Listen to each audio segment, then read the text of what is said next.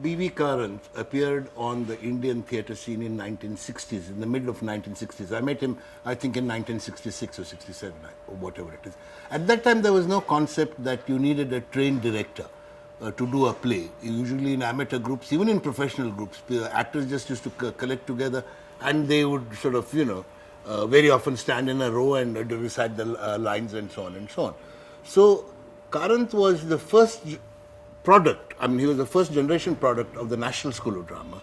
So he brought with him a certain technical competence and knowledge and so on, which was much needed at that time. That was one thing. The second thing that Karant did is that he was willing to travel all over India. Immediately when he came out, he became a teacher in Delhi and so on. Then he resigned. And after he resigned, he had no job. I mean, he came to Bangalore, he did plays. But to be able to sustain a family, his wife was there, he didn't have any children. He took on all kinds of assignments, and Suresh Avasthi, who was then the secretary of the Sangeet Natak Academy, encouraged him. So really, if you look at the range covered by Karant in terms of where he did all his plays in the 60s and the 70s, it's just amazing. You find him in Lucknow, you find him in Manipur, you find him in South India, everywhere he went and he did plays and created interest in technology. That kind of passion and that kind of, course, hard work, his successors didn't have to do, because then the National School of Drama created more people. They spread all over, and you get Ratan Tiyam or someone else, all over, who knew at least the basics of. But when Karant came on the scene, there was nothing. It was a tabula rasa, blank screen. So his presence was very electrifying. The other great thing Karant had was that he got on with everyone. He didn't fight with anyone. We all have vanity, and he, I'm sure, had vanity, but he played it very soft and played it very gentle, and and could get on with anyone and so on. The third great advantage which he had is that this, at the end of the 60s, was when I wrote Hayavadana. It was it was the time when Jokumar Swami was written by Kambar in Karnataka. Okay, then following Hayavadana, the next year, Tendulkar wrote Ghashiram Kotwal, and then Habib Tanwiri did Charandas Chor. So, literally, Karant brought music back onto this with Hayavadana. He had that musical sense, and he had been to the through the Sangeet Natak tradition.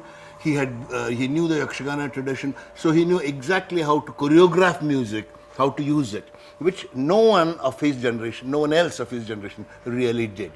Now, that was a tremendous advantage to us also, to me and Kambar. I don't think our plays would have got recognized without him.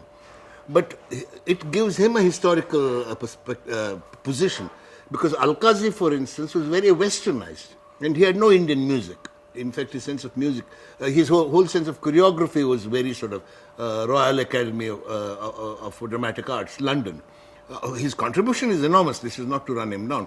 But what Karant did is to absorb what he could, take from Alkazi and use it with his own background and create it then. He created Hayavadana, of course, then he created Jokumar Swami, Sattavaraneralu, one after another. And in Karnataka, of course, the 70s, 80s is Karant era. Anywhere you go, the music, the choreography, the plays, everything is created by Karant. Now, that was his influence as a theatre person. But he did much more. One thing he did was he translated Sriranga's play, Adyarangacharya's play, Sunojan Meje, first into Hindi. And at that time, most people in Delhi hadn't even heard of Kannada, the word Kannada. They didn't know Kannada existed. It was one of the Madrasi languages, they thought. But with Sunojan Meje, suddenly they sat up and said, my God, there is, something happening there. And then immediately he followed it up by translating Tughlaq. And that required enormous energy, because he was not an Urdu man, he was a Hindi man. And fortunately, what happened was that the Indo-Pak war started, Pakistan and India war started. For 15 days, I think there was complete blackout in Delhi. You couldn't go out at night and so on. So he sat there with an Urdu dictionary, a lantern, and translated Tughlaq. It was, we may have been fighting Pakistan, but it was very lucky for my Tughlaq and for Urdu that he translated it. And he produced, so then he translated Hayavadana, for instance. So he also brought the Kannada works out. He gave us a bigger horizon, and got Kannada known. If Kannada became known outside Karnataka because of theatre, it's entirely because of Karanth.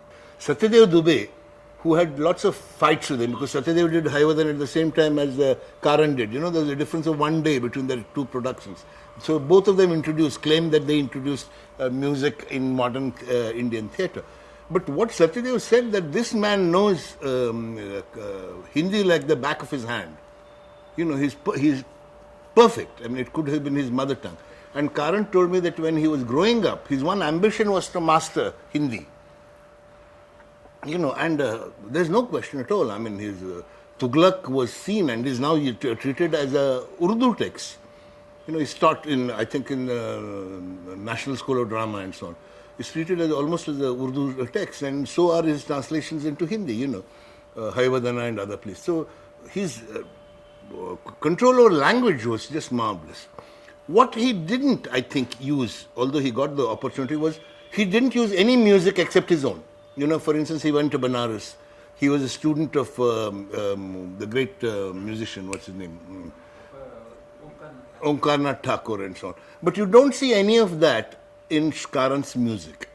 That influence. That Bhaskar Chandavarkar has pointed out.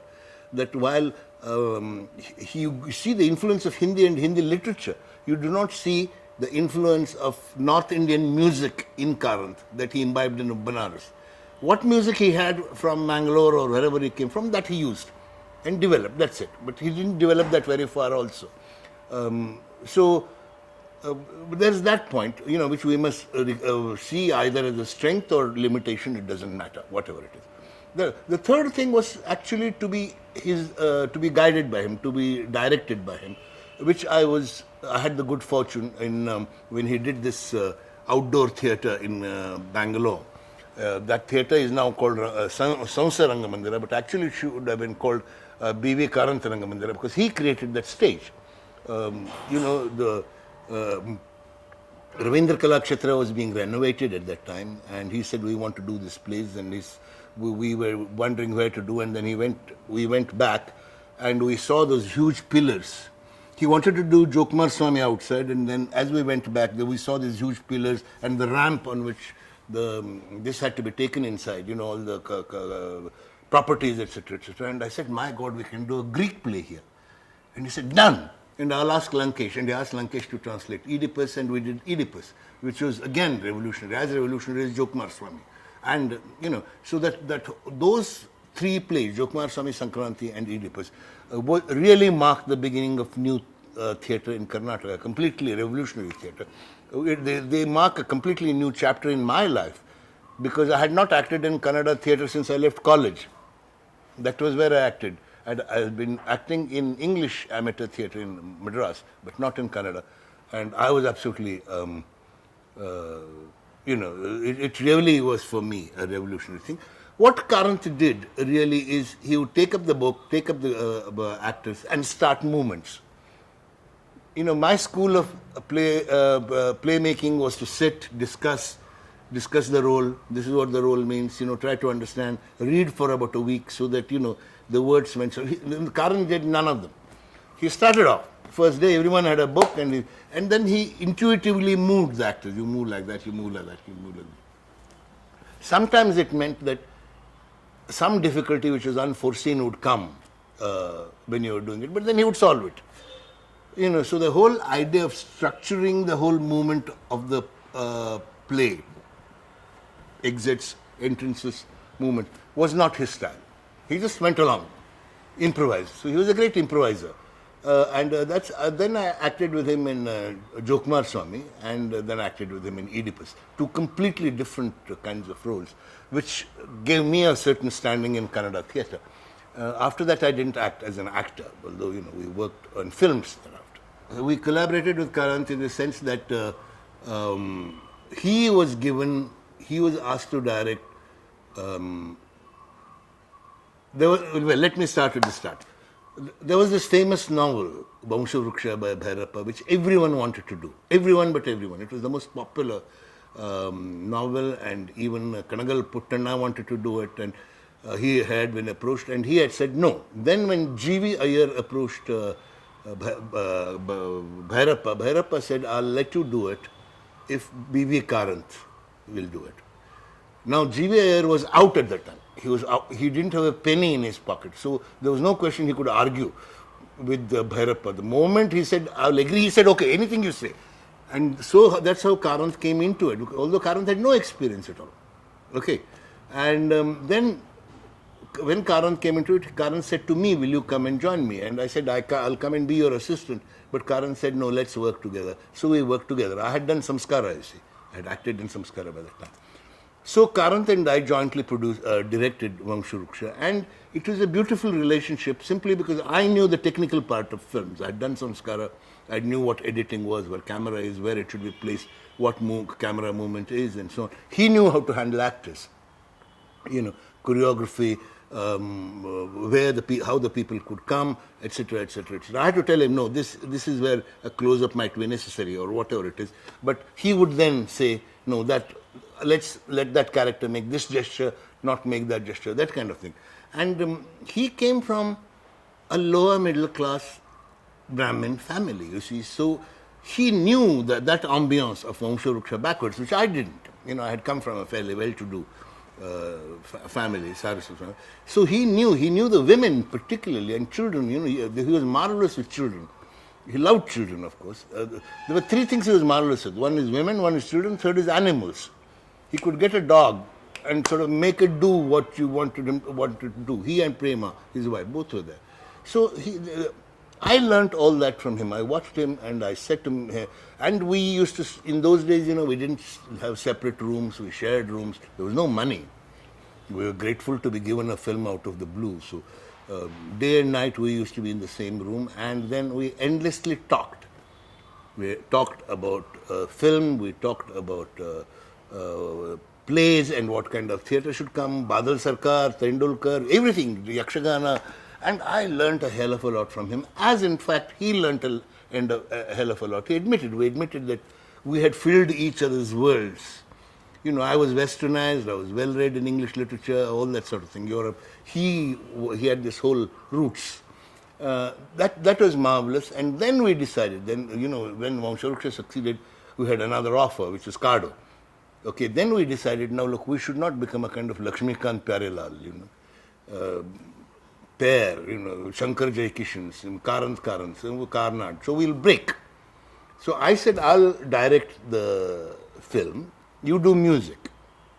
Okay, and he learned music direction. It's not very good music in Cardo, but at least he became a music director with Cardo, and art director. He did art and Cardo, and I directed the film.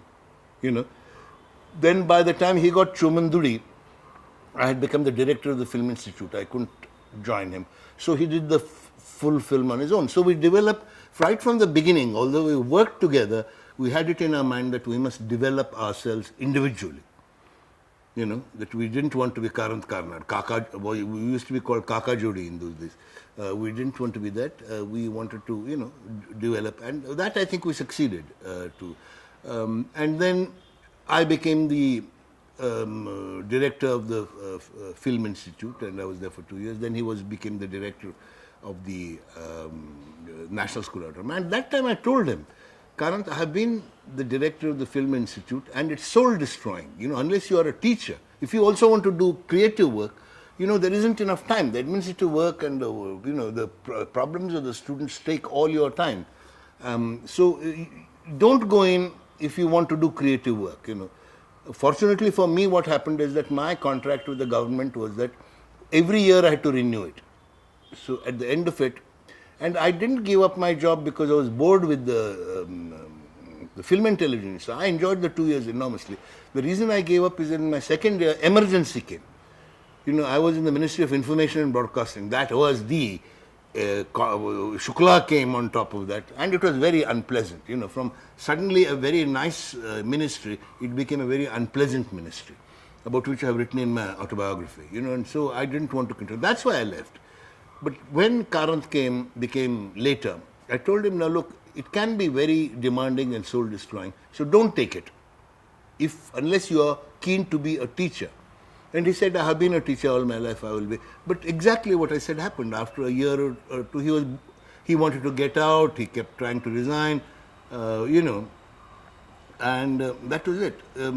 Well, ultimately at the end of 3 years, he resigned, and then he went to Bhopal, and a new career started. The National School of Drama was, I think, to Karanth, the peak of his achievement. Because that was a school he'd been to, that was a school where he had been Alkaz's disciple, and now he was the director. He had come from a grassroots village, and come all the way and become the head of the biggest teaching institute. And somewhere, I kept telling him, we used to discuss these problems. I used to say, Karanth, that kind of a success is dangerous to us. To me at the Film Institute, but more for Karanth because he had started even from poorer sections. I at least came from a middle class family. I had been to Oxford, and that success is okay as a job. But he had come from nowhere, a real family, and come and reach there. And I used to say, we have to be careful, and see that we don't get sucked in by the success. But I think somehow he did get sucked in. He started taking it easy, he started drinking in the morning. Then he went to Bhopal. And the problem with Bhopal was that everyone there, Bhopal, Dilip Chitre was there was Swaminathan, and there was Ashok Vajpayee. They were all evening drinkers. They would just sit in the evenings, and there would be long sessions when they would just drink. When I went there, I was aghast at how much we all drank together. I mean, I also drank. I'm also a great drinker. But I have somewhere survival instinct, when I stop and I give up and then I come back and so on. But I think somewhere Karanth lost that, and he just thought that, you see, like him, when you started from nowhere, where you've been accused as a child of being a thief, you've been beaten up in public, all that sort of thing, and come, and you become the director. It seemed as though the whole world was wide open. Anything he could do and he could get it. But what he didn't realize is that is where the real difficulties come when you reach there, because there's so much competition, there are people willing to pull you down and so on and so on. And then this whole, he got drunken. And alcoholism is not, is not something you can will or not will. It is a disease. The blood needs that alcohol, so you need to drink. I know that. I have been to the brink, so I know. So so you need to, but he wouldn't accept that he was alcoholic.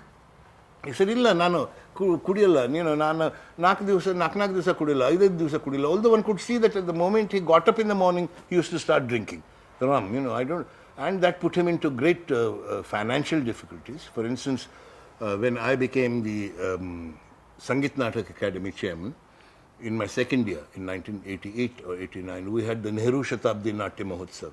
We invited all the theatre personalities, including actually Alkazi and Shambhu Mitra, but they didn't come, but everyone else, Habib Tanvir, they all came, gave them and said to them, do the play you like, okay, and gave them a full budget, and they all brought the best of their work. Karanth was at that time in Mysore, and instead of using his original cast here, he used an amateur group in Mysore, produced the shittiest of productions, and spent all that money on drunkenness. And his production is just awful.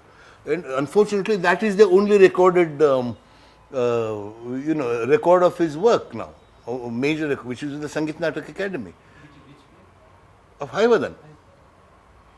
So I was very angry with him because I said, but he was, I think, by that time he was not completely, entirely within his control and so on. This is very sad. Ultimately, I must take credit. One day, I just said to Prema, his wife, Prema once crying, sent a message to me and Vasudev, a friend, saying, I don't know what to do. He threatens to commit suicide. He's out of control. So I said to Prema, no, look, he's not doing it to bother you. He's doing it because it is a disease, and it needs to be treated. So I was shooting at that time in Madras, and I went to the T.T. Krishnamachari. His daughter-in-law had started a detoxification center. Talked to her, got him admitted, came here and said to Prema, if you don't bring him, I'll take him in my car.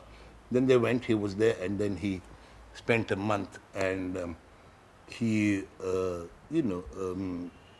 this. But unfortunately, what happened is, while he was in Bhopal, because of the drinking and so on, that whole Vibha episode had taken place. And now, what had happened was very clear. They were both used to drink like mad. She used to drink, he used to drink. They used to, at night they would start. When I went there after the affair broke out, I heard lurid accounts of how they would start fighting at 2 in the morning and wake up the whole neighborhood. And if people came and said, they wouldn't listen. And Karanth was Ashok Vajpayee's favorite, so they didn't dare it. He was in a professor's colony. So it was a very seedy scene. He was really losing control of himself, and there was no one to tell him. Someone like me who could have said, no, look, I'll send you. Someone with the authority to tell him, don't do this. And I didn't know he had reached that point. Well, in that fight, which you all know about, must have read about, he set fire to her. Now, and she was wearing costume at that time. They had just come from a rehearsal. And a lot of this was synthetic material, plastic and so on. So it caught fire. Then the whole, and then when the case started, Vibha claimed that it was an accident and he was not guilty. She saved him while he confessed to the police. That he had always some problem with uniformed people. I think from his childhood, when he's alone, he had been abused at some point by the policeman or watchman or something, some kind of trauma he had. As soon as he saw a policeman, he used to start getting nervous and so on. And obviously the policeman used that. And the fact that he had confessed to the police that he did it and he set fire, while Vibha had refused to. She was dying, but she had refused to. Really shattered him, I think. After that, he was never the same. He came, he did music for Kanu Regarthi, but his Karanth after the Bhopal episode was a shadow of his former self. He lived for another 10, 12 years. He was sober. He was not drinking anymore. But that inside the confidence was broken of what he could do. So really, Karanth's great period is when? Karanth's great period is, I think, from 1969, when he gave up. 66, 67 is when he translated Tughlaq. If you include that, that's another matter. Tughlaq and Suno Janme Jay and Kannada. But his work as this was from 69 to 79. When he became the director of the National School of Drama, because his contribution to the National School of Drama was to bring Indian dance and music into the training, which wasn't there when Alkazi was there. That's when he did his best work. Hayavadana, for instance, which was a brilliant production, Sattavaranallu, which is a brilliant production, Chomana Dudi, which is a brilliant film. He was not essentially a filmmaker, let me tell you that. He had no visual sense at all for film. Chomana Dudi has a visual style, a visual sense because of S. Ramchandra, the photographer, who came from the... Because if you let Karanth frame the thing, he just used to go haywire. This is why when we worked together, I used to frame, and I said, and tell the photographer, this is what I want. He couldn't, he always saw it like a stage. Kind of thing. And then he did a documentary on the Bhuta cult for, I think, the film division here, and you must see that. Every shot is a zoom shot. Zoom in, zoom out, zoom in, zoom out. There are those beautiful Bhuta images that the Bantas have, for which this is done. And he had taken, again, because he was on drinks, he has taken the cheapest photographer, who had no visual sense, obviously, who just set up, put a light and zoomed in and zoomed out, and zoomed in and zoomed. So I said to Karanth, what is this? You had these beautiful images. You see what someone like Manikal does with images. You give him terracotta images, he creates a magic world, and look what you've done. You just zoom in, zoom out, zoom in, zoom out. One, of course, he was not in his senses, he was too drunk. But he really didn't have what we might call a cinematic sense. He had a very strong dramatic sense. So you see, what happened was that they got into a fight and she challenged him. His confession is which he gave to the police, in which he admitted. She called him a Napusak, or this, and she said, I'll set fire to. She said, if you are a man, set fire to me, and he did. Tak.